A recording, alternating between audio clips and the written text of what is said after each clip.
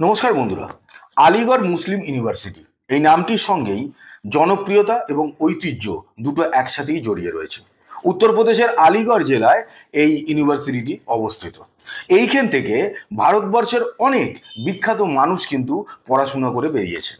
যেমন ভারতের প্রাক্তন উপরাষ্ট্রপতি হামিদ আনসারি, বিখ্যাত লিরিসিস্ট জাভেদ আখতার, বিখ্যাত অভিনেতা নাসিরুদ্দিন শাহ, এমনকি হকির জাদুকর ধ্যানচাঁদও এখান থেকেই পড়াশোনা করে বেরিয়েছেন। এই ঐতিহ্যশালী ইউনিভার্সিটিকে নিয়েই এখন কেন্দ্রীয় সরকার এবং সুপ্রিম কোর্টের মধ্যে বিবাদ চলছে। কোর্টে এই মামলা এখনো চলছে এবং সুপ্রিম কোর্ট আরও এক ধাপ এগিয়ে একটা নির্দেশও দিয়েছেন। আমরা জেনে নেব আজকের ভিডিওতে যে অ্যাকচুয়ালি কিসের জন্য কেন্দ্রীয় সরকার এবং সুপ্রিম কোর্টের মধ্যে একটা বিবাদ উপস্থিত হয়েছে। আসলে বিবাদ হলো মাইনরিটি ট্যাগ নিয়ে, যে এএমইউকে আলিগড় মুসলিম ইউনিভার্সিটিকে মাইনরিটি ট্যাগ দেওয়া হবে না, এটা বক্তব্য কেন্দ্রীয় সরকারের। আর সুপ্রিম কোর্টের বক্তব্য একই, যে মাইনরিটি ট্যাগ তাদেরকে এখন দেওয়া হচ্ছে না, কিন্তু সুপ্রিম কোর্টের যে 7জন বেঞ্চ এই রায় দিয়েছে তাতে তারা 3জন জাজকে দিয়ে একটা কমিটি গঠন করিয়েছে এবং তাদেরকে নির্দেশ দিয়েছে যে তারা এই বিষয়টা নিয়ে আগামী দিনে গাইডলাইন প্রস্তুত করতে। এইটা আলাদা। 1967 সালে সুপ্রিম কোর্টের 5জন জাজের বেঞ্চ এই যে বিষয়টাকে, মানে মাইনরিটি ট্যাগ আলিগড় ইউনিভার্সিটিকে দেওয়া হবে কি হবে না, সেই ক্ষেত্রে পুরোপুরি ওই মামলাটাকে খারিজ করে দিয়েছিল। সেইটা কিন্তু এইবারে সুপ্রিম কোর্ট করলো না। এইবারে আসি যে মাইনরিটি ট্যাগ কি। আমাদের দেশের সংবিধানের আর্টিকেল 30 ক্লজ 1-এ বলা আছে যে কোনো মাইনরিটি ধর্ম বা ভাষার পরিপ্রেক্ষিতে কোনো এডুকেশনাল ইনস্টিটিউট অ্যাডমিনিস্ট্রেট করতে পারে, মানে তারা ম্যানেজমেন্ট করতে পারে তাদের নিজেদের মতো করে। মাইনরিটি ট্যাগ পেলে সুবিধা এটাই যে যে সমস্ত বিশ্ববিদ্যালয় বা কলেজকে কেন্দ্রীয় সরকার অনুদান দেয় সেইটার ক্ষেত্রে সংবিধান বা আইনে যে বলা আছে যে সিট রিজার্ভ কিরম ভাবে হবে, মানে এসসি কত, এসটি কত, ওবিসি কত, এই যে সিট রিজার্ভেশনের ব্যাপার থাকে সেইটা ওই প্রত্যেকটা ইউনিভার্সিটি এবং কলেজকে মেনে চলতে হয়। কিন্তু কোনো ইউনিভার্সিটির গায়ে যদি মাইনরিটি ট্যাগ লাগানো থাকে তাহলে তাকে এই সিট রিজার্ভেশনের ক্ষেত্রে ওই নিয়মটাকে মানতে হয় না। তারা তাদের নিজেদের মতো করে কাকে সিট দেবে কতটা সেটা নিজেরা সেই ম্যানেজমেন্ট বা বোর্ড ঠিক করতে পারে। এইবারে কেন্দ্রীয় সরকারের বক্তব্য হচ্ছে যে আলিগড় মুসলিম ইউনিভার্সিটি কোনো ব্যক্তি বিশেষ দ্বারা গঠিত নয়। এটা 1920 সালে ব্রিটিশরা এএমইউ অ্যাক্টের আন্ডারে এই বিশ্ববিদ্যালয়কে তৈরি করেছিল। এরপরে স্বাধীনতার পর এই বিশ্ববিদ্যালয়কে মাইনরিটি ট্যাগ দিয়ে দেওয়া হয়। যদিও আমাদের সংবিধানে সেকুলার শব্দটা রাখা হয়নি, এই কারণেই প্রথমে ইন্দিরা গান্ধীর সময় তিনি আবার এই সেকুলার শব্দটাকে ঢুকিয়েছিলেন সংবিধানে। সেকুলার শব্দটা প্রথমে রাখাই হয়নি এই ভাবনা থেকেই সংবিধানে সেকুলার শব্দটা না রেখেও মাইনরিটিদের যে সমস্ত সুবিধা তাদের সিকিউরিটির জন্য, তাদের পড়াশোনার জন্য, তাদের কাজের জন্য, সবকিছুর জন্য যেটা দেওয়া দরকার সেটা কিন্তু আমরা অলরেডি দিয়ে দিয়েছি। এইবারে 1967 সালে এই মামলা যখন সুপ্রিম কোর্টে পৌঁছয় তখন সুপ্রিম কোর্টের 5জন জাজের বেঞ্চ তারা এই মামলাটাকে খারিজ করে দেয়। এরপরে ইন্দিরা গান্ধী তিনি বহুবার চেষ্টা করেছেন এই ইউনিভার্সিটিকে মাইনরিটি ট্যাগ দেওয়ার জন্য, কিন্তু তিনি সেটা দিতে পারেননি। এরপরে 1981 সালে কংগ্রেসে যখন সরকার আসে তখন কিন্তু কংগ্রেস গভর্নমেন্ট এই বিশ্ববিদ্যালয়কে মাইনরিটি ট্যাগ দিয়ে দেয়।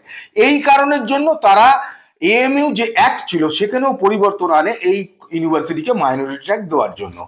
এরপরেই অভিযোগ ওঠে যে মেডিকেলে যে সমস্ত স্টুডেন্টদের যে সিট রিজার্ভ ছিল এএমইউতে, সেখানে 50 থেকে 60%, অনেক ক্ষেত্রে 65% অবধি মুসলিম সম্প্রদায়ের ছাত্রদেরকে দিয়ে দেওয়া হয়েছে। এই অভিযোগ ওঠার পর এইবারে কেস পৌঁছয় এলাহাবাদ হাইকোর্টে।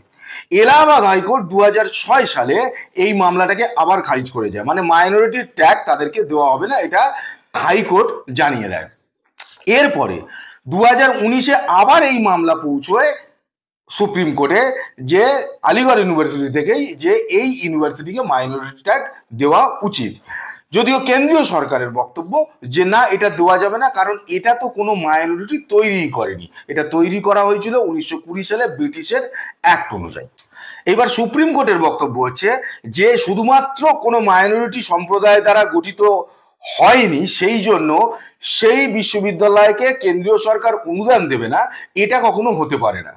তার বদলে সুপ্রিম কোর্ট 3জন জাজকে নিয়ে একটা কমিটি গঠন করেছে এবং তাদেরকে পুরো গাইডলাইন তৈরি করতে বলা হয়েছে যে আলিগড় আলিগড় মুসলিম ইউনিভার্সিটি আখেরে তৈরিটা কিভাবে হয়েছিল, কি থট প্রসেস ছিল, কি কনসেপ্ট ছিল বা কার কনসেপ্ট ছিল।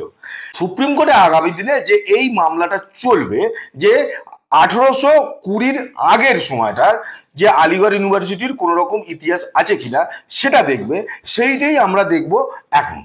ইতিহাসে গেলে দেখা যাবে যে স্যার সৈয়দ আহমেদ খান 17ই অক্টোবর 1817 সালে জন্মান।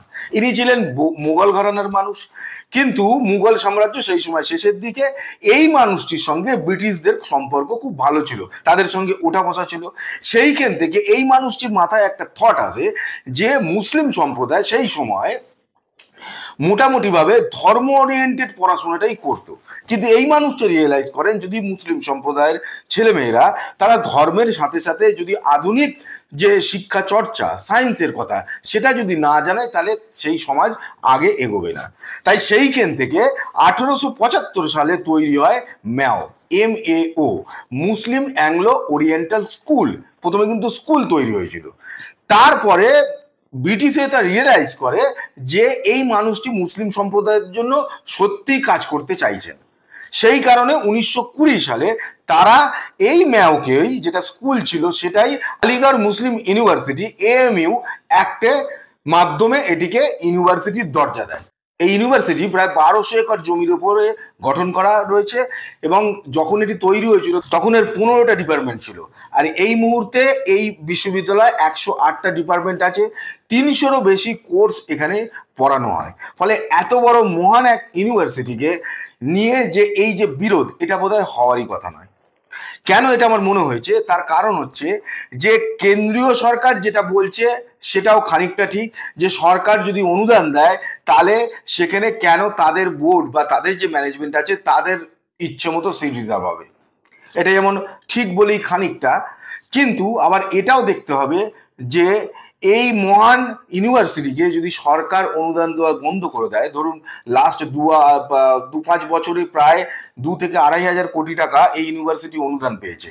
এবার এই অনুদান যদি বন্ধ হয়ে যায় তাহলে সেই ইউনিভার্সিটির মান কিন্তু খারাপ হয়ে যাবে, সেটা কিন্তু একেবারেই কাম্য নয়। আবার উল্টো দিকে যদি ওই AMU এর বোর্ডের যে ম্যানেজমেন্টে যারা রয়েছেন তারা যদি এটা ভেবে দেখেন যে এই মহান ইউনিভার্সিটিতে কেন ধর্মের মাধ্যমে সেখানে সিট দেওয়া হবে, সেখানে কেন এরকম হবে না যে মেরিট অনুযায়ী হবে।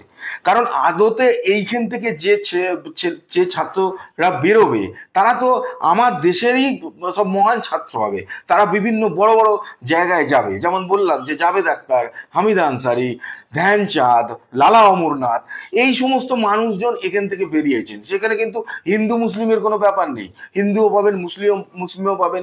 তাহলে কেন আলাদা করে একটা সম্প্রদায়ের জন্য জোর করে এরকম একটা করার ব্যবস্থা? এটাকে ছেড়ে দিয়ে বরঞ্চ আমরা আসি না যে দেশের কথা ভাবি, যাতে এখান থেকে বেরিয়ে তারা সব এক একজন মহান মানুষ হয়। শুধুমাত্র এইটাকে একটা বিতর্কের জায়গায় এনে বোধহয় আমরা দুনিয়ার কাছে আমরা নিজেদেরকেই বোধহয় ছোট করে নিচ্ছি। এটা বোধহয় বন্ধ হওয়া দরকার। একটা জায়গায় এসে দুতরফেই নমনীয় হয়ে বোধহয় আলোচনা করে এর একটা রাস্তা বের করে নিলেই খুব ভালো হবে আমাদের দেশের জন্য, আমাদের সমাজের জন্য। কারণ AMU মহান ইউনিভার্সিটি।